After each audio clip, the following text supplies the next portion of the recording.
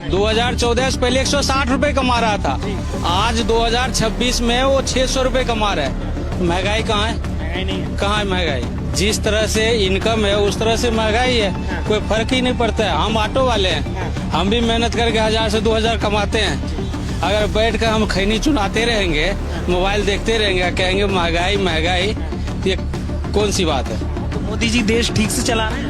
मोदी जी ही है तो देश चल रहा है सही ढंग से। अच्छा। हाँ, इससे पहले कि देखते थे कि स्थिति देश चल रहा था, चुप होना पड़ता था ऐसे करके। अच्छा हाँ, अब तो 56 इंच के सीना तान के रहता है भाई साहब। अच्छा। इस भारत देश में अगर जन्म लिया ना तो मोदी जी जन्म लिया है, विष्णु की अवतार है वो, विष्णु की अवतार है।